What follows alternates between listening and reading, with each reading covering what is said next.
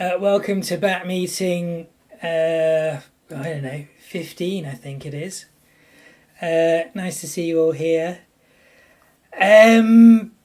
Yeah, so this is an opportunity for people to ask questions.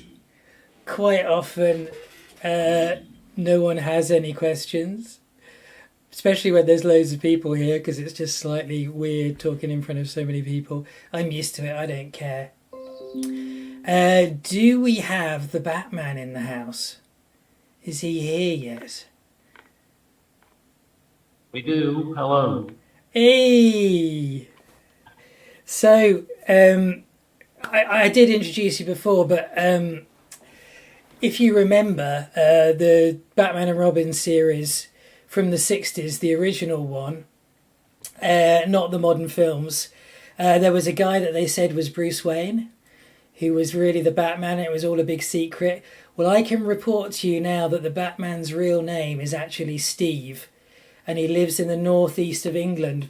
Batman, do you want to say hello again so we can just hear the real Batman speaking? Just say, I don't know, sorry, it's probably quite annoying getting told to say something, isn't it, without knowing. Why don't you tell us a little bit about yourself for those who weren't here last meeting? Oh, hi. Hello, everyone. As already said, I'm Steve, and really, in real life, I'm more like the character Alfred. You're more like the character who? Alfred the butler. The butler, yes. Yeah, but no, back in the original, when it first came out on TV, Batman and Robin, you were the real Batman, weren't you? In that? I could well have been then. I'm about the right age for them. Yeah, go on. I've been doing astronomy and everything, telescope building since 1970. Still going strong even now in 2022. Very good. So, Steve, I mentioned this last time. We had a bit of an impromptu meeting on Monday, a week and a bit ago, because Tuesday, incredibly, there were some clear skies. And I introduced Steve then, and I asked whether he could be the right-hand man on the bat, gelling everything together, answering, just someone who's constantly here to answer questions, also sort of steer the bat and the bat mods. I mean, obviously it was early days, still is early days really, but we've changed Steve's name from Northeast Station to the Batman. So it's all completely official now. And how are you getting on, Steve? How are you finding it? I'm finding it fine. It's still relatively quiet. I have a few ideas that I'd like to put out there at some point when it's appropriate.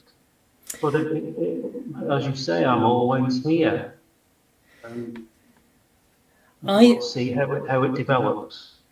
I think it has picked up a little bit, being as I think, and maybe it's that we've got slightly clearer weather, but there's like 3 things I think that we need to really get going.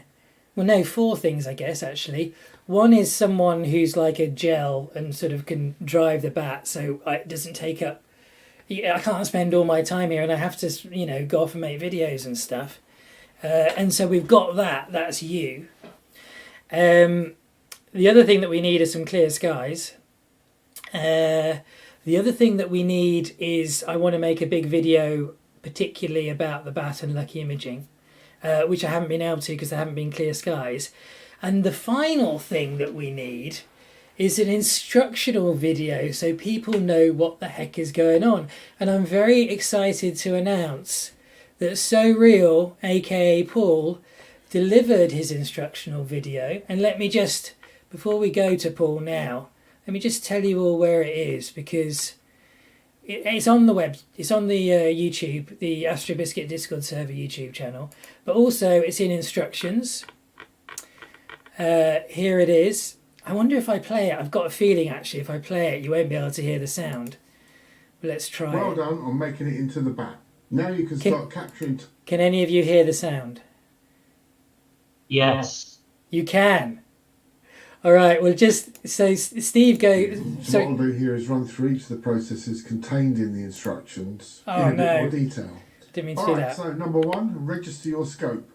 What we'd like you to do is... Right, so that was Paul, who we're going to chat to momentarily, just talking us through instructions for the bat, and he has a fantastic radio voice. It's ever so relaxing, ever so clear, and I really would like everyone, including the mods, to watch this video, because there will be many things that you didn't quite understand, and he will help clear them up for you. So, Paul, hey, come and take to the stage and say hello. Hey guys, how you doing?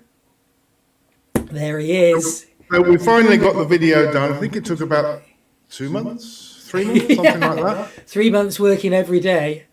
Well, no, it wasn't quite as bad as every day, but there was a cold in between, so I couldn't speak for about a week, 2 weeks. And then had to pick up where I left off. So finally got it done. Hopefully people will find it, I don't know about interesting. It might explain a lot of stuff. I don't know about interesting though. I think it really does explain a lot of stuff, because as we both know, no one can be asked to read the instructions that I wrote. So but do they listen to the instructions? You what? Do they listen to the instructions? I don't. Well, let's find out. I mean, we need people. I'm not quite sure how many people have watched it. I think about 200 probably now. We need to get everyone watching it so that they know how it works. I think you've done a terrific job though, mate. So thank you very much for that. That's okay. It's not my pleasure. And I am pretty rubbish at I have music and whizzes and bangs and stuff in my videos, and I can't just explain something clearly from A to Z the way you have. I just go off in all sorts of directions. So I'm really pleased that you've done it.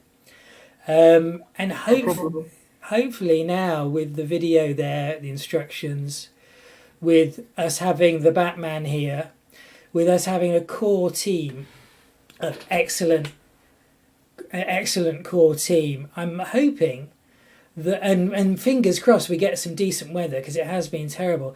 I'm really hoping that we're gonna start getting more shots taken and share more data. We do have, I'm just going to share a result. It was actually done before. I had a tiny little fiddle with it just today. Look at that. I mean, come on. That's the Iris Nebula. That's a combination of processes done by Mr. Crazy Physicist and Astrolux, who I saw. I think both of them are here. Are you both here, guys? Yeah. Yeah. How much data was there to play with on this one? To be honest, I don't know. I just picked up from Mr. Physicist data, and then I played more with an hour, and then I did a 10-minute stretch and then posted it here. Oh, right. So we're all using Mr. Crazy Physicist's process. Mr. Crazy Physicist, are you here? Yeah. How much data did we have for this? I don't really know. It's also a little bit hard to tell, because we have hyperstar data at f1.9 and then Newtonian data at f5. So the integration time is not really a measure on how much time you really invested on that. True. Very true. But it should be, I think, 50 hours or something like that. I'm not really sure. You're right. I was curious to know how many people had sort of put data in towards this target. I think there are 5 contributions, and by the way, it's all archival data. So I think there are 30 minutes of data that I shot in December. That is really live data. Yeah, okay. So, I mean, it goes to show, that we haven't got a lot of data to play with, which I think is the bad weather mostly. But also it could be that, we need to get more people in the bat, and we need to get more people understanding what's going on. I think we'll find out in the next few weeks. And B, also the power of combining stuff. I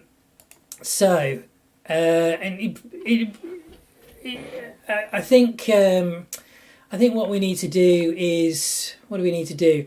I think I'd like to open the floor up for, let's open the floor up for questions, see if there are any questions. I also would like to suggest another target and also hear what the Batman has to say about suggestions for improving the Bat. So let's just hear, is anyone new to the Bat? Does anyone have any questions that they'd like to ask? Because really the point of these meetings was to try and get people together and answer questions just to keep the process flowing. Or any mods got anything any questions? I'm gonna have a sip of my alcohol while I wait and see if anyone pipes up. All right, I've got a question, if that's all right. Yeah. Wheeze 1974, hi. Yeah, that's me. I'm not really contributing right now to the Bat, but I'm trying to. So I'm trying to sort out my mount and my scope and my camera. So I finally bought one Astro camera, and the result after first light was somewhat disappointing. So I realized that I'm not really using it correctly. Oh yeah. So I realized that I probably want to get a filter, but before that I really need to understand what gain to use, because even though I got better data than from my DSLR, it was still somewhat dim, I would say. So every sub had this green hue, but mostly my problem is that it's dim. All right, Wheeze 1974. So we're going to answer your question fairly quickly because it isn't particularly about the Bat, although I would encourage people who have Astro problems to hang on after I've gone and ask people who are still here for help, because you are part of the Bat, so we do want your gear to work. What camera have you got and what telescope have you got? I got the Skywatcher 150 PDS Newtonian, and the Astro camera that I bought was the Rising Cam 26 megapixels. It's the clone for the ASI 2600, I think. Really? So it's the Chinese version. It has the same chip and it cool, great. Last photo shoot was -30. Okay. Celsius. Well, I think I use my 2600 at, I think it's 100 gain, from what I remember, but it slightly depends on what sort of shot you're doing. Whereabouts are you shooting from? I'm shooting from Portal 4, so it's quite dim. Yeah. The only filter now is the Bader Moon and Sky Glow filter. Oh. But why are you using that? Sorry? Why do you use that one? Because the moon was out, and I've also got a village in one direction that gives it a slightly, yellow hue to the sky. Yeah, I mean so it's not the moon unfortunately shines in every single wavelength there is, so you can't really filter it out. The best you can do is when the moon's out is possibly shoot narrowband or with is it mono or color that you've got? It's the color. Yeah, or with quite an extreme light pollution filter, and only then is it useful if you're shooting targets with nebula targets. Essentially, is most useful for, because those light pollution filters work by really only letting through light at particular wavelengths, at the particular wavelengths that hydrogen emits photons and oxygen emits photons and sulfur emits photons. So yeah, I'm not sure the Moon and Sky Glow is going to do a huge amount. I can't remember what it cuts out actually, the Moon and Sky Glow filter. Maybe it's like quite a weak light pollution filter, I can't remember.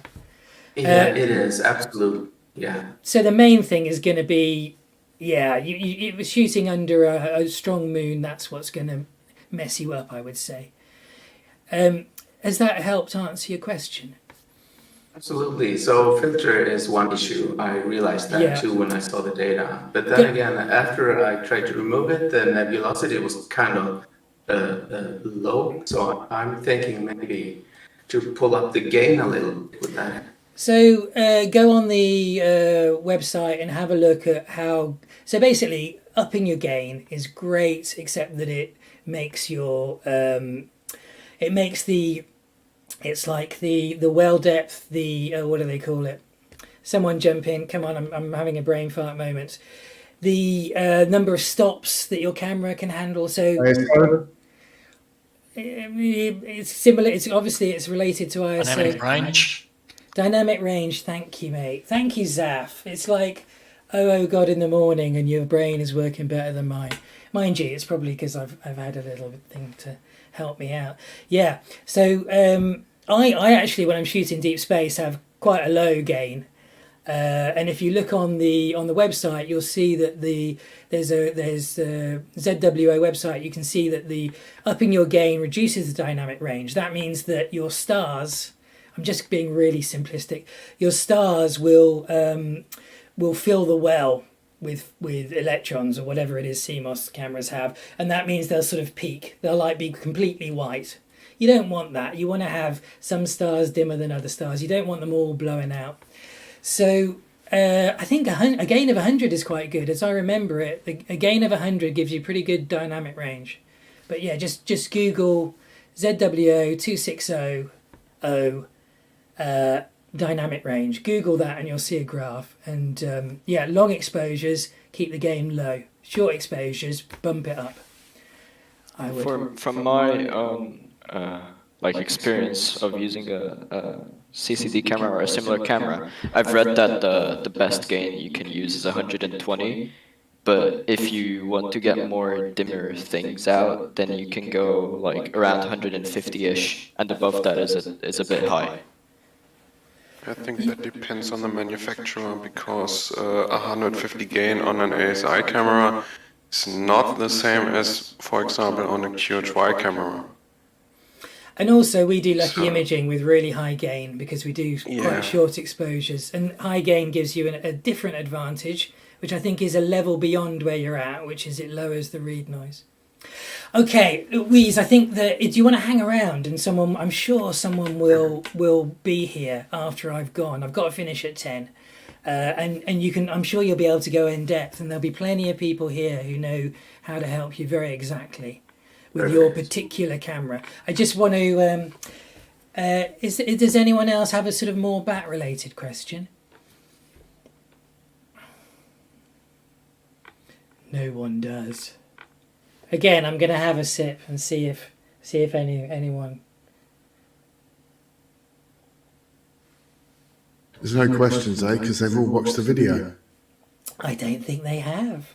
Who's watched the video? Who's watched the video here, Paul's video? Has anyone watched it?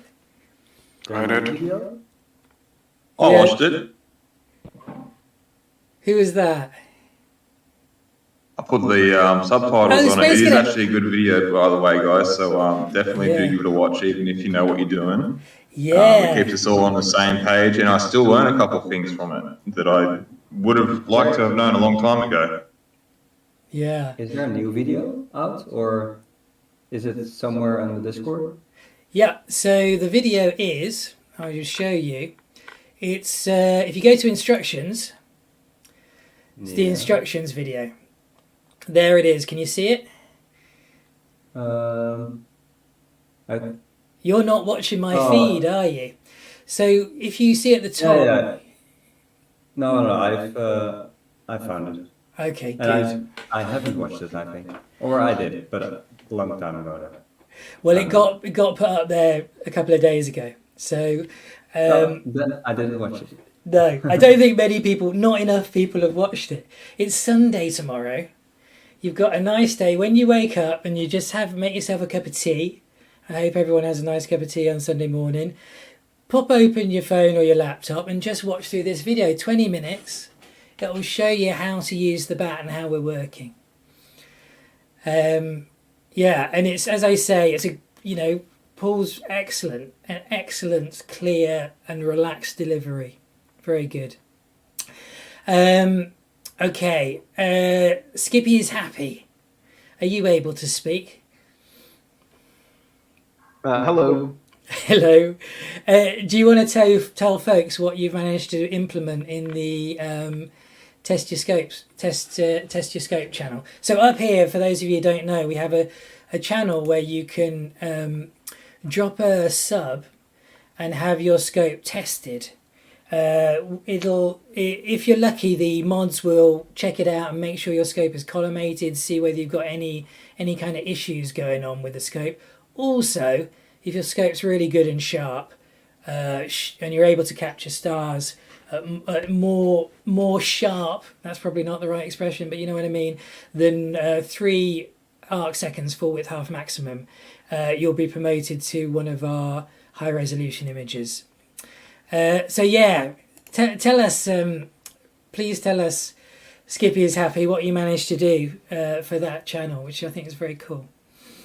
Yeah, so the bot's now in there, and it's fully self-service. If you upload a FITS or a RAW file from another camera, I think I might have to enable Sony just by adding the file extension, but it will plate solve it and then run it through the Deep Sky Stacker to get the threshold closest to having 100 stars as possible, and then compute the arc seconds that you're getting for sharpness, and it'll post it back into the channel. And I just added, just as a way, a PNG preview of the image will also be posted back, and it does it in a thread now. So if anybody doesn't like that, let me know.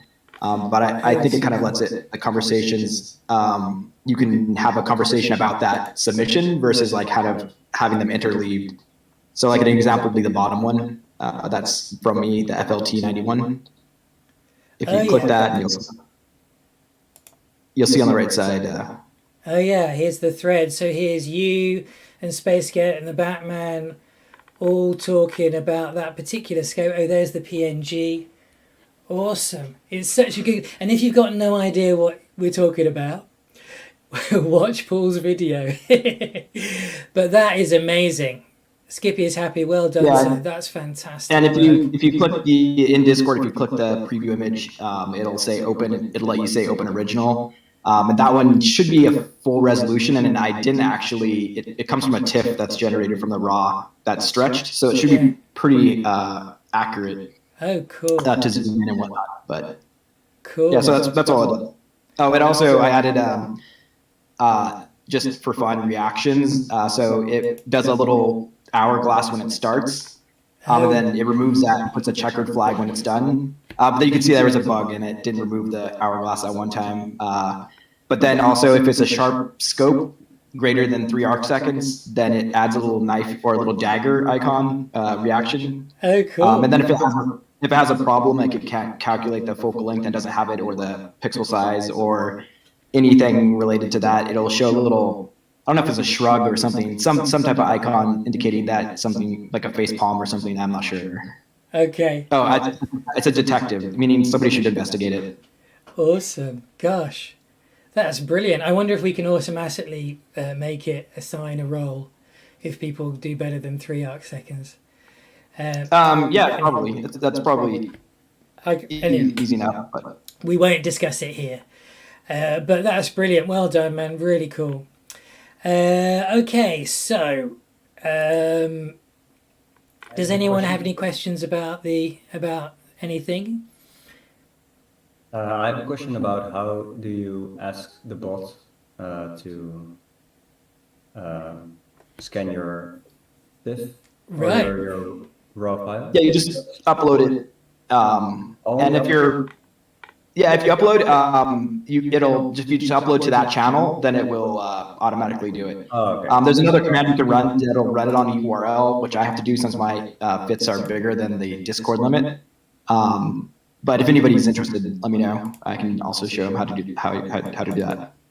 But if you was interested to put it in a different method of activating it, like in the bot channel or something like that, I can also investigate that. But right now there's no command, it's just upload an image in that channel. Yeah, all right, thanks. Thank you for your question. And There's also one more thing is I haven't enabled proper threading on it, so it doesn't queue up the jobs. So if somebody submits something for processing and then another one submitted right after, it might miss that second one. It's probably the next thing I'll do after sometime this evening. I'll probably try and add in a way of queuing the jobs up so they'll run sequentially one after another. Brilliant. Excellent stuff. Okay. Perhaps if we don't have any other questions, perhaps the Batman. Did you have a few suggestions that you were thinking about for our club? Yes. One thing that occurred to me was regards to make a better way to find genuine bat data processed results. So we can get away from clutter around them, so that people can go directly to, say, a channel and have a look at these processed results. And then linked to that, Skippyishappy suggested creating a bot which could create a thread for each bat result to keep the channel cleaner, and then discussion regarding that particular process or target could be kept in the relevant thread sort of thing. Yes. Yeah. So here's what we've got at the moment, the results channel, and I think it's full of a lot of chit chat, isn't it? Essentially. And so the results are fairly spread out, and you'd prefer it to be sort of more like a gallery, essentially. Is that right? I think so. From my point of view, yes. And actually, one of the things that I haven't gotten around to yet is also creating an Astrobin for us. If anyone, and also sort of pushing out what we do on social media much more. Simply haven't had the time, really. But if anyone is interested in that side of things, social media and Astrobin and stuff like that, then please do let me know, because we could really do with someone to help drive our results. Because the more results we get out there and the more people see how worthwhile it is, the more people are going to submit their data, and the more people are going to start processing things. So, and was there anything else, Steve, that you were thinking of mentioning while we're here? Not much more really over and above that.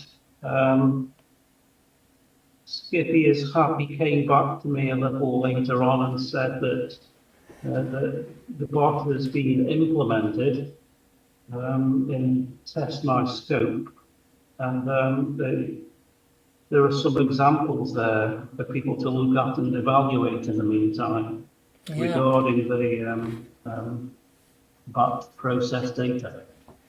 I mean, I think that having a bot that makes a thread for every image that's dropped into that channel would be great. Do we want to change the name to make? Do you think we should change the name from Bat Results to the Bat Gallery, just to try and make it a bit more, so people know that it's a gallery rather than a place to chit chat? Because essentially, when you're working on something, I think really we should be dropping, chit chat and stuff like that should really be happening in the Bat Cave, shouldn't it? I'm working on this, I'm having problems with it. I think that sort of chat should go in the Bat Cave, and maybe if we call the Bat Results the Bat Gallery, it might encourage people to make it more of a gallery rather than a place to chat. What do you reckon? I think also you can just like there's when you put, I don't know what it is, but you can on each channel you can set rules, like you can write a description of the channel, and I don't know how many people see it, but if people start chit-chatting, you could also not always say, hey, look, there's the rule, and we're just going to delete every chit-chat that's going on in there because we want this to be only like a gallery. Yeah, we can. I mean, people, I know from instructions that it's not easy to get people to read the instructions. But I think, yeah, I think if we just give people a friendly little nudge and perhaps delete if there's a lot of clutter there. Of course, then we delete them. If people are using the threads, they can still chit-chat, but within the thread. I think that might be a good way to get it working. The rules, it's just really hard to get people to read rules. We can pin it to the top by all means. In fact, if you wanted to, then go ahead and make some and pin them to the top of the channel. But it's quite hard to get people to read them. But have them there by all means, absolutely. That's not to say don't do it, because at least then it's there for everyone to see. Work in progress channel, maybe? Well, I wonder whether that could just be the Batcave. I wonder if we just keep the Batcave for all forms of chat, really. You know, it can just be for anything, really. Anything anyone wants to say, perhaps. Because otherwise we're in danger of having loads and loads of channels, and we've already got quite a few, really. Information overload then. Bit too many, yeah. Alrighty. I have some credits with iTelescope. And I was thinking, wouldn't it be great to get iTelescope shooting some of our bat targets and adding to the data?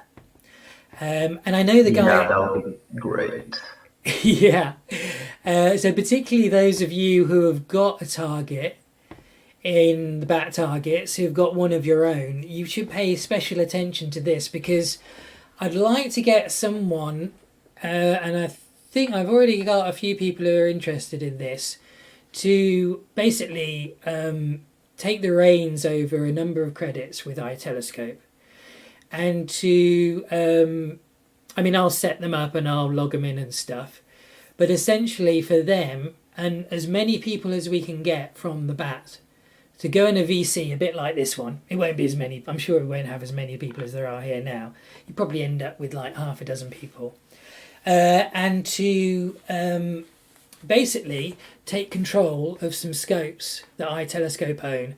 They've got ones in Chile, Australia, Spain, I think, and also figure out how to use iTelescope. One of the I mean, I've had a go with it. Unfortunately, the weather got bad.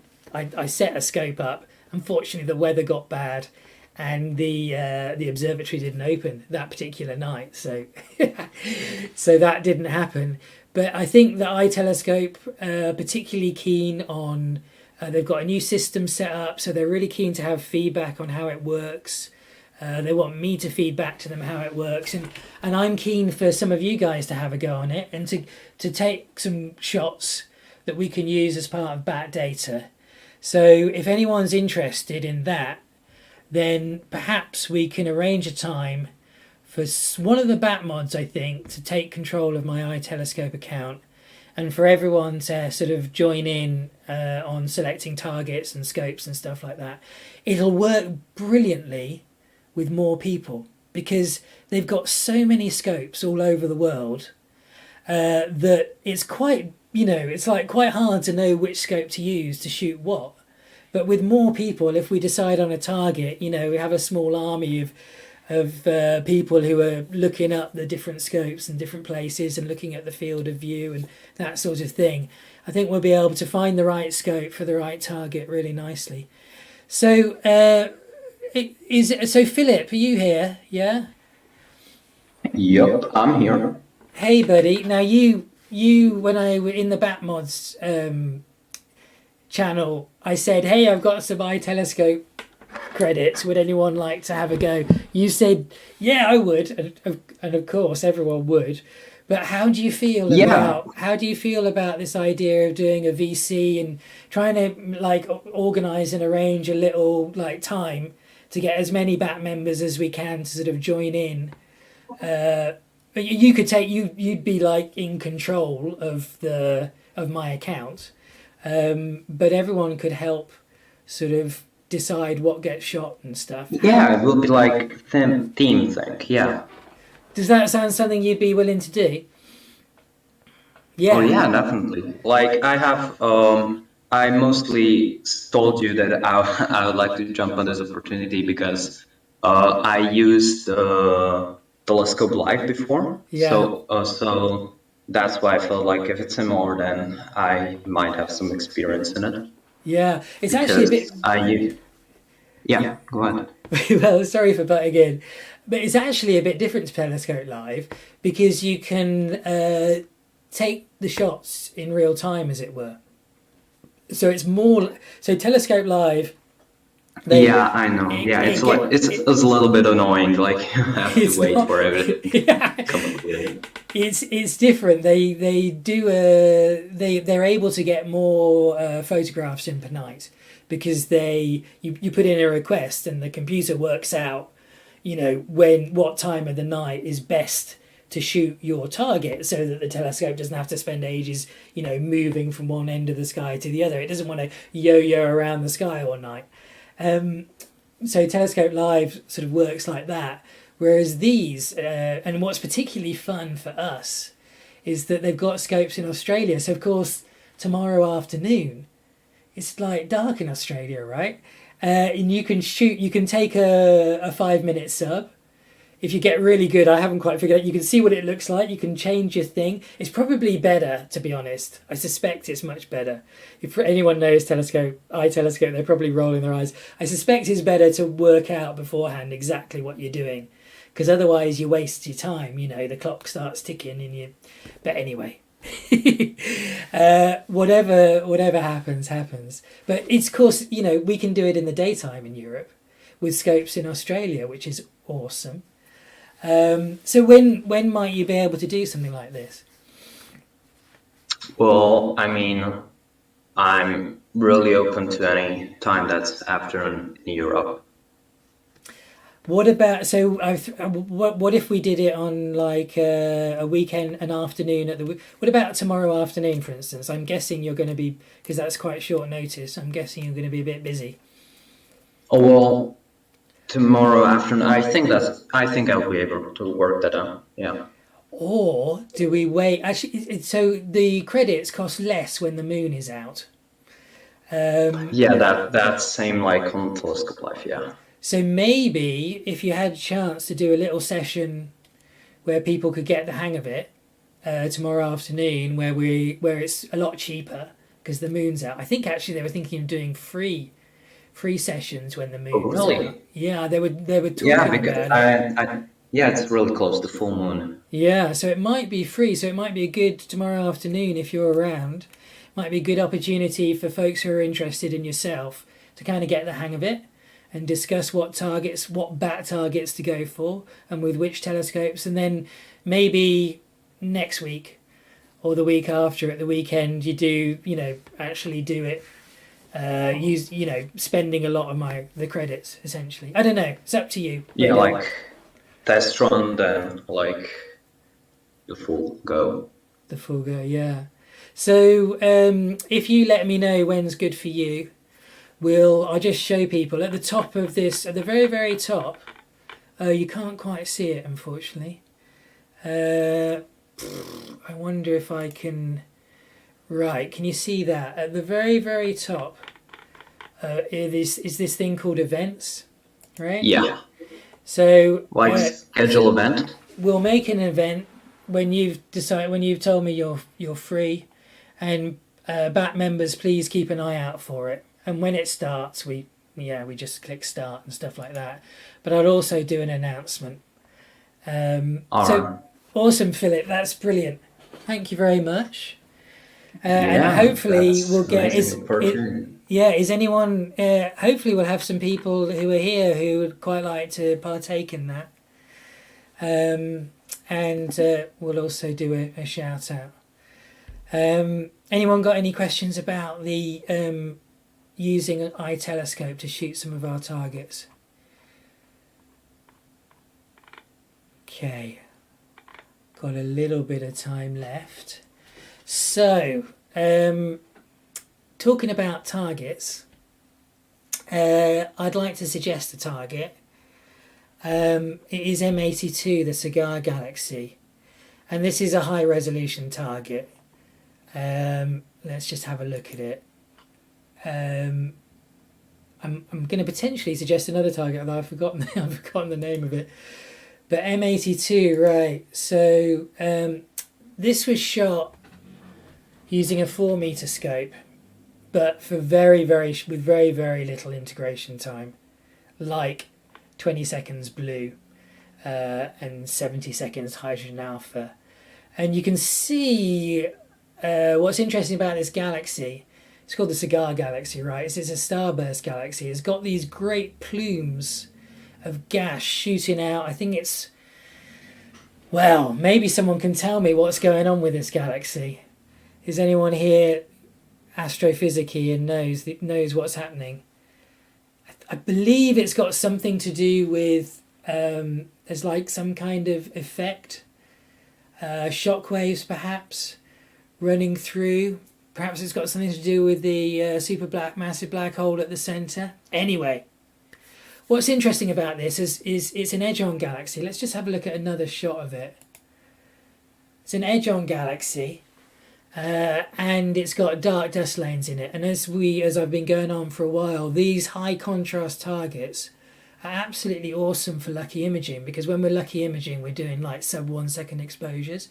And it's really, because we don't have enough members of the bat, it's really only the bright galactic cores that we're able to really resolve down to 1 arc second at the moment. So that's interesting about it. It's high in the sky, and it's going to stay high in the sky, I believe, for a while. I must admit I haven't checked.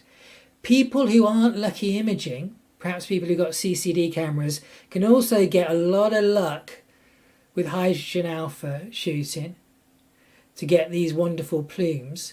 On top of that, if you remember, I've been talking about imaging in infrared. So the atmosphere doesn't wobble the infrared so much. So I'm just going to press play on this video. It's going to show us, I think this is the optical wavelengths. Then it's going to show us X-ray. Of course, none of us can shoot X-ray.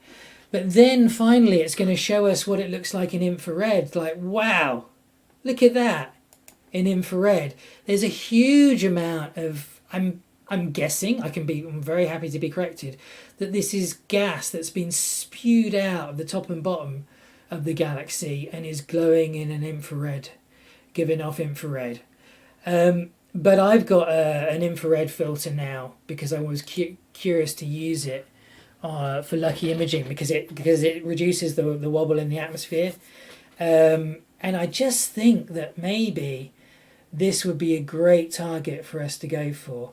So I'll just, I don't know what if we have any lucky images here. I don't know what any of you guys think.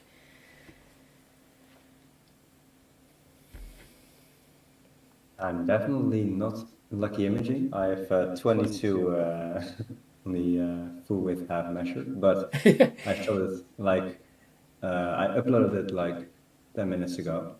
Looks awful because it's 135mm scope. Oh, well. It looks like it looks like a beautiful target. It's I'm studying astrophysics now, but yeah, it's very interesting. Yeah, I think it's one of the brighter ones as well.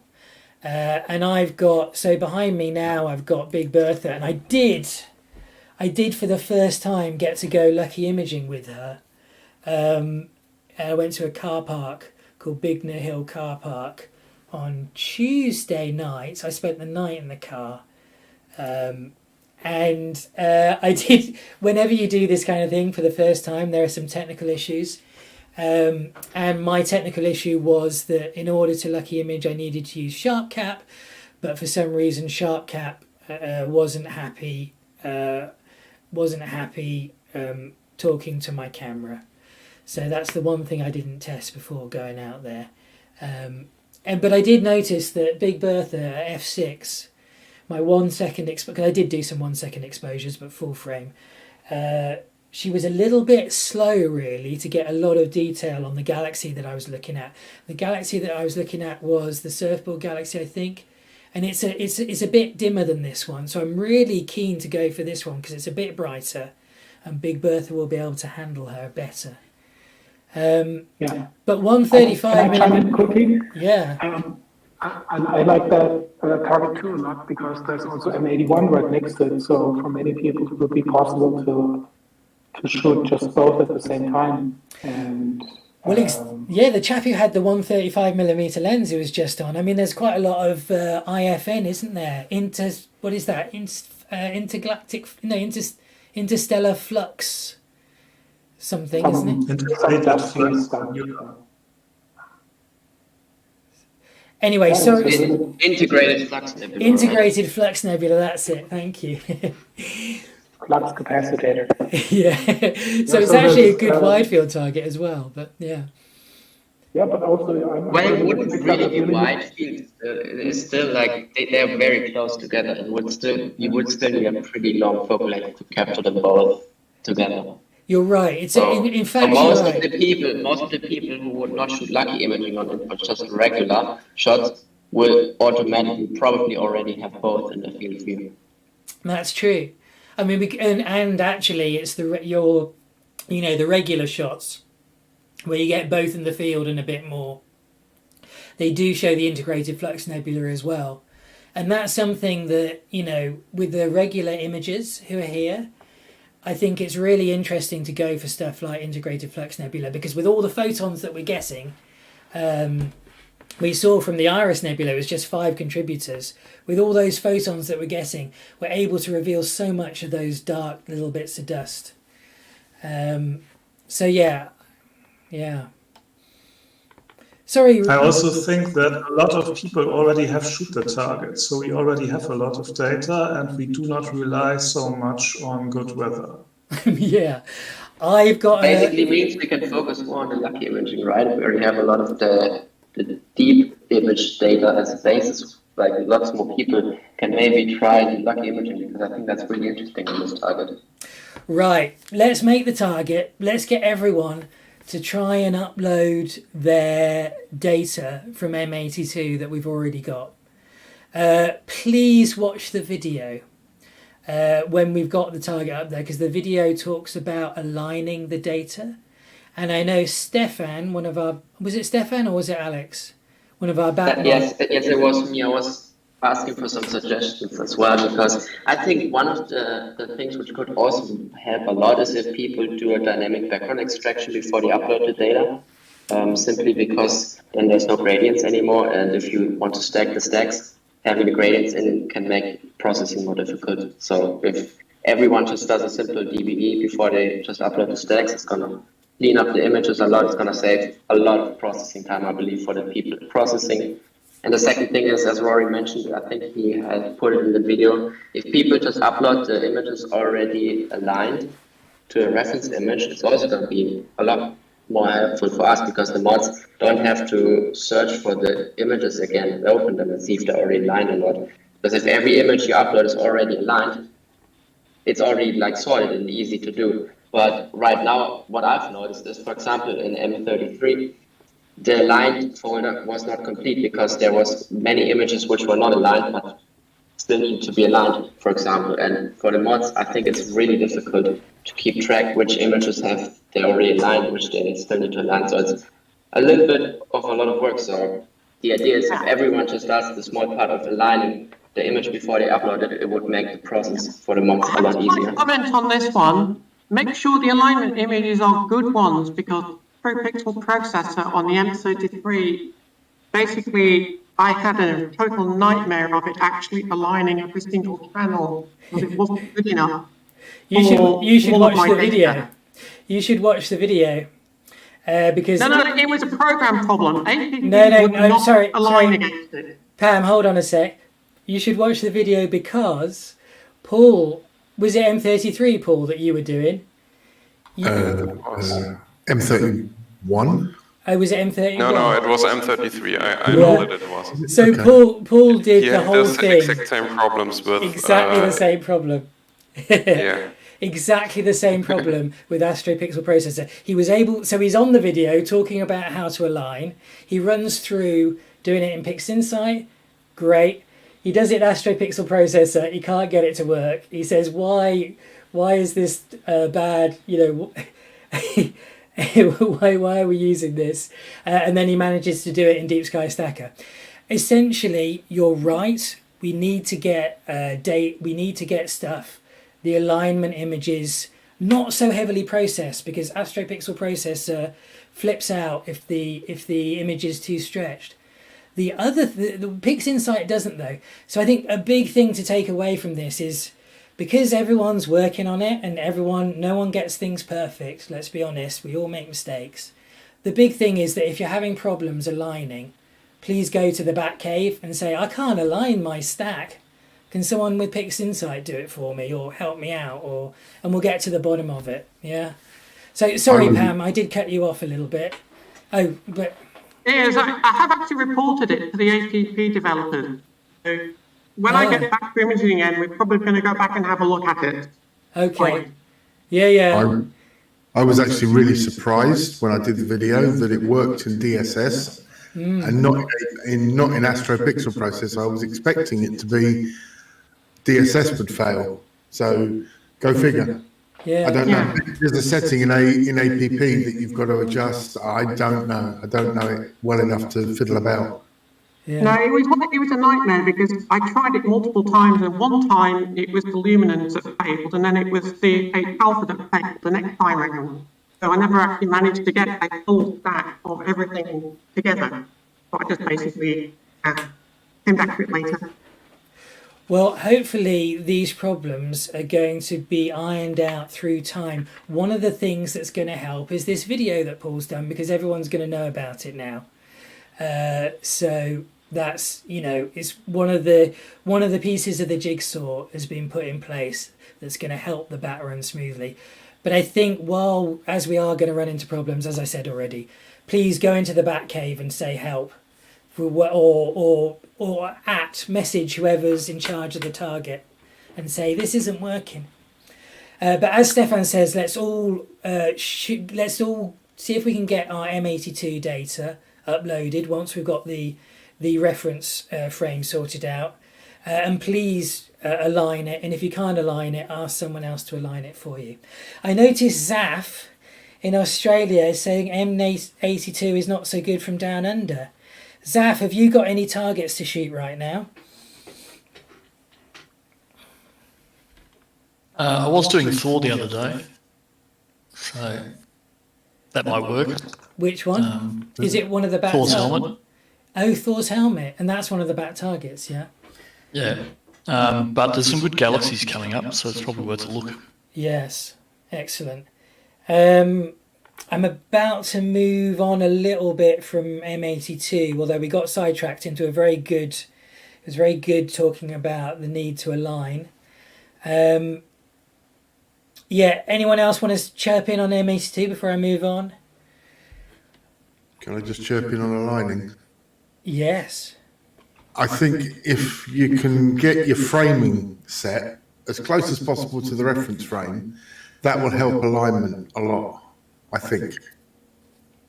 Yeah, yes, it will, especially in PixInsight. If you can't align it with spits and error, usually what is the case is that your field of view is just too wide and you just have to manually crop closer to it. That's what I've had to do with some of the targets which were uploaded, and then it worked.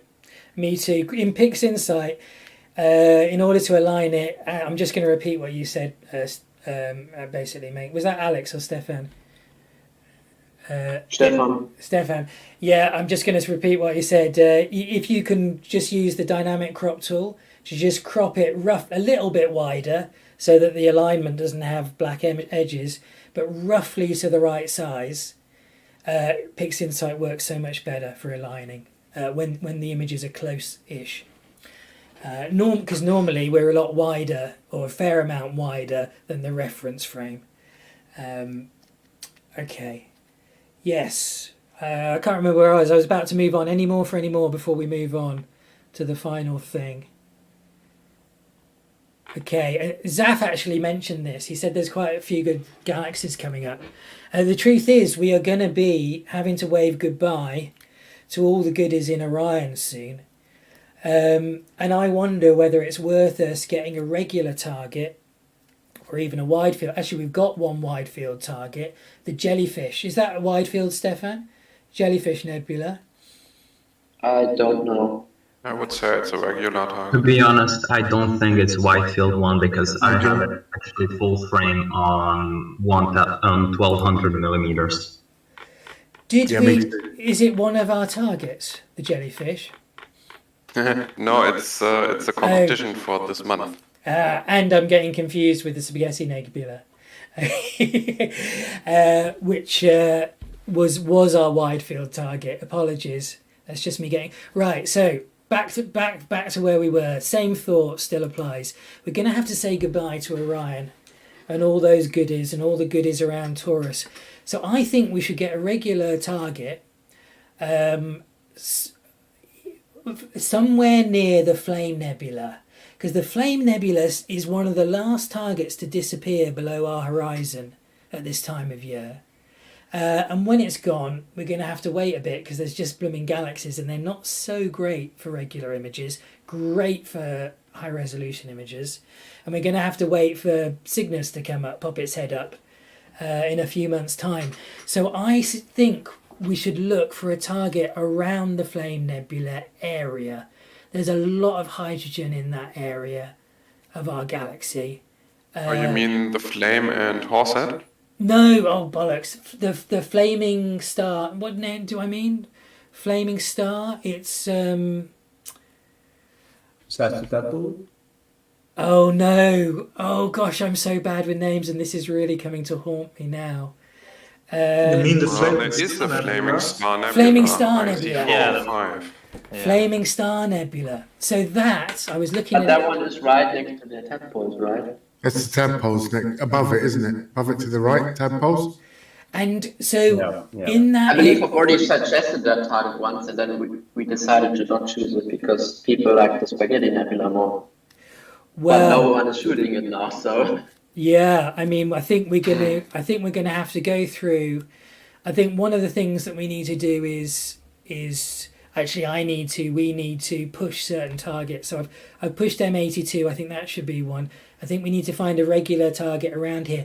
But maybe, just maybe, we shouldn't go straight for one of those big targets. Maybe we shouldn't go for the Flaming Star. Maybe we shouldn't go for the tadpoles. What is it called? The monkey's head or something around there or something? Maybe we say it's up by Orion. Oh, is it? Okay. So note to self, don't try and name any nebula. But the Flaming Star... Monkey head? Rory, the monkey head is close to the Jellyfish Nebula. Yeah, it's right next to it. Okay, Jellyfish Nebula is also quite a good one to go for at the moment. I'm right, aren't I? They're all quite high up. They're all, that area, around there is setting quite late. And it's our last chance to get some of that narrowband goodness. And the Spider and Fly is actually quite a nice target if you put time into it, but it is pretty faint. That's what we want, something faint. I was just going to get onto that. We got to use the power of the bat to gather photons and get the faint stuff, the stuff that not that many people are going for. So what was that target again? Was someone able It's actually very close to the Flaming Star. There's a spider, and very close to it there's another little one, that brighter one that's called the Fly. I did actually get some narrowband data on it a while ago, and at least on my scope, it is really, the spider is really faint. Well, I actually think I might have... Is it really pretty close to the flame? Because I went off... I just moved my telescope last night. I took a few shots in H-alpha, like 5-minute shots, and I did see something a little bit like the spider. I'd gone like left of Flaming Star. I thought, oh, this would be nice. If you get a chance, Pam, are you able, or someone, could you post in the Batcave? Because I don't know if you can see the Batcave is here. A picture of what you're talking about, or just say the name. Yeah, because I did image it. It's a while back that I did it. But, you can grab it from Astrobin or wherever. Or tell us the name, and then someone who's really super duper and fast. Oh, hang on. I can. It's what is it? It's IC. Oh, what is it again? It is IC417 is the catalogue name. All right. Actually, I could have a quick look on the web. I'll try and upload. IC417 Nebula. Come on. So, yeah, I think that's what this is what I was looking at. Something like that, although it was quite faint, was coming out. Is that it? Or maybe not. Yeah, no, looks about it, yeah.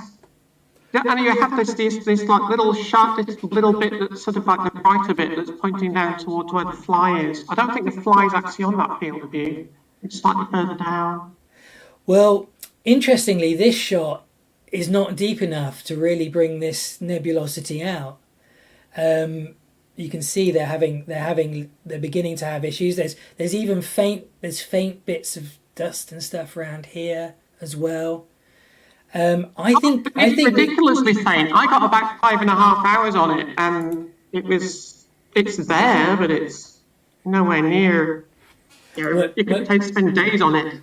I think this is a great target. I think there's a really nice structure in there, really nice shape aesthetically. I would love it if someone could suggest this as a target and find a reference frame that we could go for. And it's something that we can shoot as Orion setting, all of us, and do something that no one else has really gotten before. Not fully. I mean, they might have. Let's have a look. Maybe I could actually just upload just my H alpha there, because that'll be about as sharp as I've got. Yeah. Because the oxygen always tends to make it float a little bit. Yeah. Well, I don't know how small that is though. Like that one right there. Like that's pretty zoomed in, because the picture you're looking at before was about 1,000 millimeters of focal length. It's actually, my focal length is it's just over 700. Yeah, so I was shooting it. I'm pretty sure I was shooting the same thing.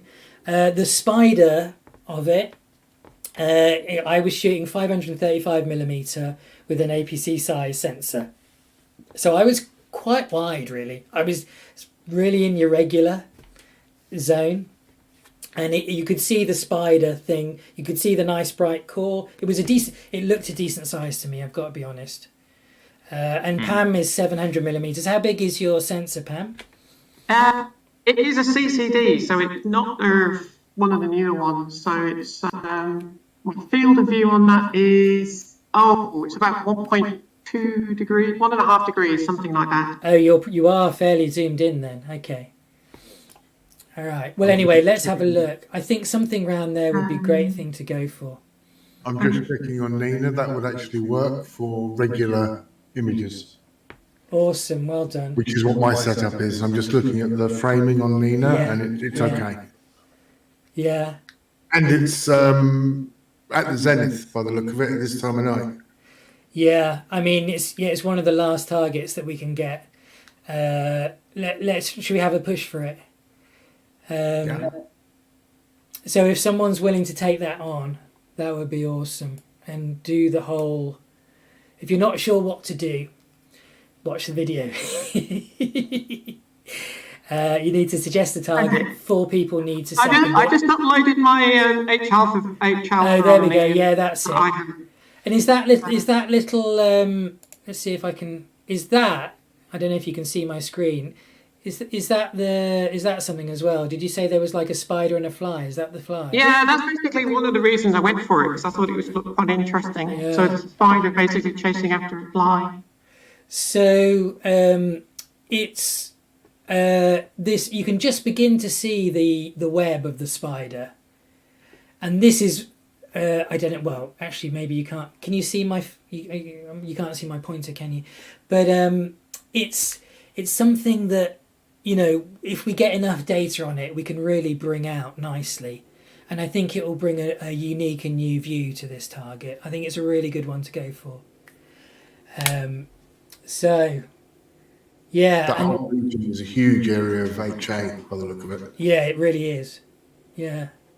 So I think M82 for lucky images, and I think that for regular images would be great.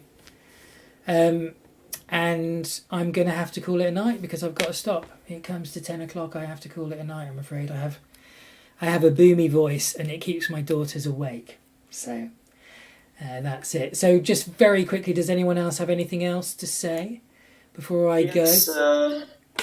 About M82.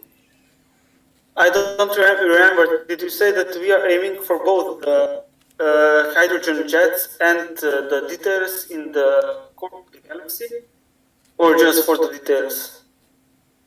Both. We want everything. Both. Because those hydrogen jets are extremely dim. I pointed my F5 scope at it and shot for 5 minutes and I saw barely something. And you're gonna have to shoot narrowband for those. If you're shooting yes, those, I shot with 7 nanometers monochromatic sensor and I barely saw something. Ulrich, I barely saw anything. Ulrich, mate, the whole point of the bat is to get the faint stuff. I've a little bit got those jets. When I shoot narrowband, I shoot for like 30-minute exposures for a start, and I do it for 20 hours, and that's just me. Imagine all of us.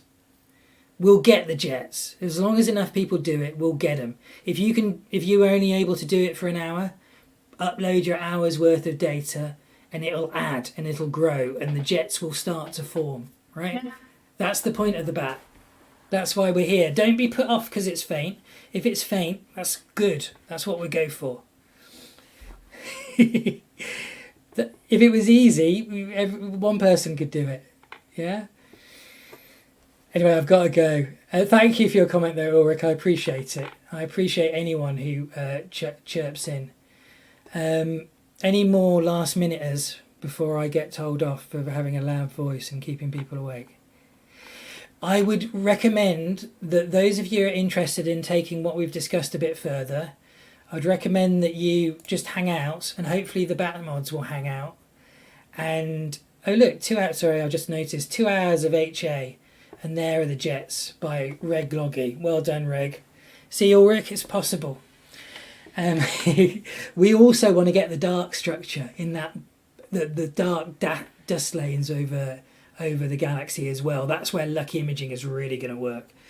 Anyway, if you want to discuss this further, I'd love it if someone, Pam possibly, could take on the Spider and Fly. That would be awesome. I'm not going to be able to collect on it for a while because I still can't lift out anything heavier than a milk bottle for another month. No. Well, if you're able to do a managing role, that would be awesome. But if not, don't worry. I'm sure someone else would. Yeah. I mean, it sounds like you know your stuff, Pam. So I'd be very grateful to have you. Just if you watch the video, you'll see what we do. We suggest a target, and then you need to have to find a framing reference. And yeah, sorry, I'm going to have to go. But it's and Paul will help tell you. The other bat mod, Stefan, will help tell you. Zaf knows what's up as well. You know, there are plenty of people here. Philip, who can help. Perhaps some of the bat mods could hang out a bit longer and just shore up some of these things. And we'll do a big. I'm not going anywhere because I'm still processing stuff on my PC. Perfect. Anyway, thanks everyone. I'm going to have to go now. So goodbye and until next time. And maybe we'll do it again on a Saturday. Maybe Saturday is a bit easier. It's nice to see some of our Australian buddies be able to join us because I can. It's an hour later, which means it's an hour more reasonable. Also the weekend, not a week morning. Yeah, also the weekend. So, yeah. Well, I guess we can let them in, even if they are giving us a thrashing in the cricket.